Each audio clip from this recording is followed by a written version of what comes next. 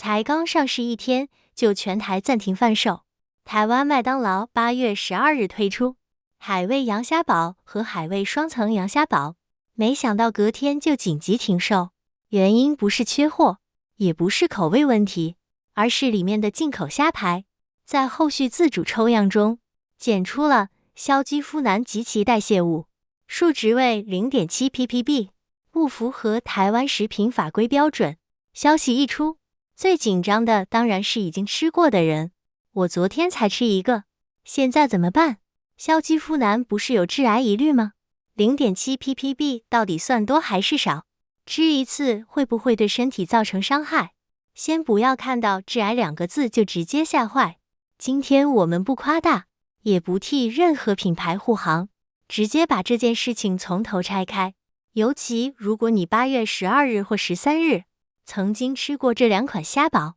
后面一定要看到最后。事情发生的非常快，8月12日，麦当劳推出2款期间限定产品，海味羊虾堡和海味双层羊虾堡。但是就在8月12日晚间，麦当劳接获进口厂商通知，这批进口虾排原本制造商有提供合格的海鲜食材检验文件，但在后续的自主抽样批次中，却检出了硝基呋喃及其代谢物，检验结果是 0.7 ppb。因此，麦当劳在8月13日上午10点30分开始，全台餐厅暂停贩售这2款产品，并全面停用相关虾排。换句话说，这不是网络谣言，也不是有人吃完身体不舒服才下架。目前公开资讯显示，是后续自主抽样发现不符法规标准后，业者采取停售措施。但问题来了，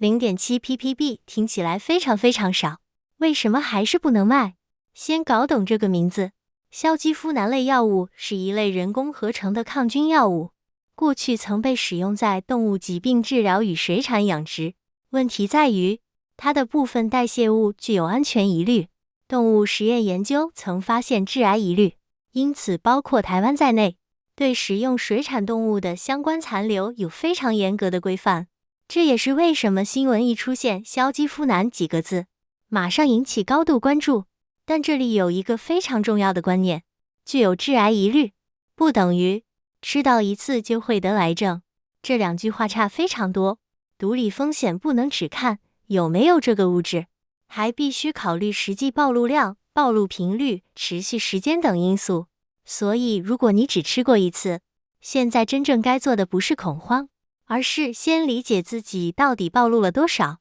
接下来讲大家最容易被数字吓到的地方。这次公布的检验结果是 0.7 ppb。ppb 是一种非常低浓度的表示方式，1 ppb 大致可以理解成10亿分之一，因此 0.7 ppb 就是10亿分之 0.7， 这是一个非常低的浓度。但浓度很低跟符合法规是2件不同的事情，因为台湾对食用水产动物中的硝基呋喃代谢物采取严格管制，不是说低于某个数字就可以放心贩售。所以这次即使检出的数字只有 0.7 ppb， 只要检出不符合规范，就不能当成正常合格产品继续贩售。也就是说，产品不符合食品法规是真的，但直接把它解读成吃一个就会致癌，同样是不正确的。这2件事情一定要分开，这应该是整支影片最重要的一段。如果你8月12日或13日刚好吃过海味羊虾堡，看到新闻后非常紧张，先记住一件事情，目前没有证据可以支持偶尔吃过1次这批产品就一定会造成癌症这种说法。致癌风险通常需要考虑剂量以及长期暴露，所以如果只是吃过1个，没有必要因为看到新闻就认定自己的身体已经受到严重伤害，更不需要自行催吐乱吃所谓的排毒食品或购买来路不明的保健品。真正比较需要留意的是，吃完后如果出现明显不舒服，尤其本身对特定抗生素或药物有过敏史的人。有毒物专家提醒，对抗生素过敏者若接触相关残留物，可能增加过敏反应风险，例如出现荨麻疹等症状。如果出现呼吸困难嘴唇或喉咙肿胀、全身严重过敏等情况，就不是在家观察而已，应该立即寻求医疗协助。但如果你现在完全没有症状，只是因为我吃过而非常焦虑，先不用自己吓自己。讲到这里，可能有人会问，既然吃一个不代表会出事，那为什么还要全部停售？因为食品安全的标准本来就不能建立在吃一点应该没关系。如果法规规定不得检出，而产品却被验出，就代表这批食品不符合上市标准。更重要的是，食品安全管理是在问题扩大之前就要阻止。今天如果因为数字看起来很小，就允许不符合规定的产品继续贩售，久而久之，消费者可能从偶尔暴露变成反复暴露。因此，单次食用不必过度恐慌和问题产品应该停售下架，完全可以同时成立。一边告诉消费者不用吓到睡不着，另一边也要求食品业者确实遵守安全标准，这才是比较合理的风险判断。这次还有一个很值得注意的细节，根据麦当劳公布的资讯，制造商原先有出具合格的海鲜食材检验文件，但后续自主抽样批次却检出了 0.7 ppb 的硝基呋喃及其代谢物。很多人看到这里可能会问，所以食品检验到底能不能相信？其实食品检验不是验过一次，这个产品从此永远安全。食品原料可能来自不同批次、不同供应链，不同抽样也可能代表不同批次的状况。这也是为什么食品安全不能只靠最前面的一张检验报告。供应商管理、批次追踪、自主抽验以及主管机关稽查都必须持续进行。而这次事件至少提醒我们，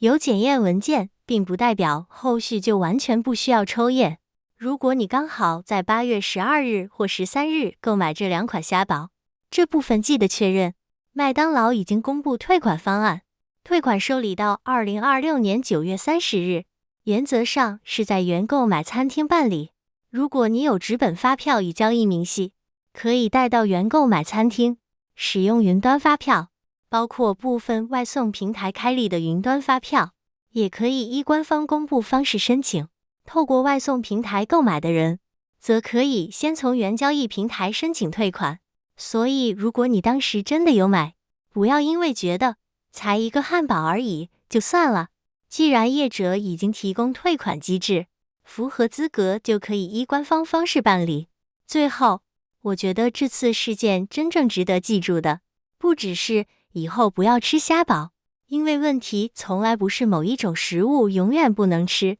真正重要的是，当食品安全新闻爆出来时，我们要学会分辨3件事情。第一，验出不合格物质就应该严肃处理，不能因为浓度低就忽略食品安全规范。第二，看到致癌疑虑，也不要立刻理解成吃1次就会得癌症，风险还要考虑暴露剂量与时间。第三，如果真的买到问题批次，就按照官方资讯停止食用，办理退费，并留意主管机关与业者后续公布的调查结果。食品安全最怕2个极端，一个是反正吃一点没差了，另一个则是完了，我吃一口是不是要得癌症了？这2种都不是正确理解风险的方法。如果你8月12日或13日真的吃过这2款虾堡，可以把这支影片分享给当时一起吃的家人朋友，不用自己吓自己。但该知道的退款方式、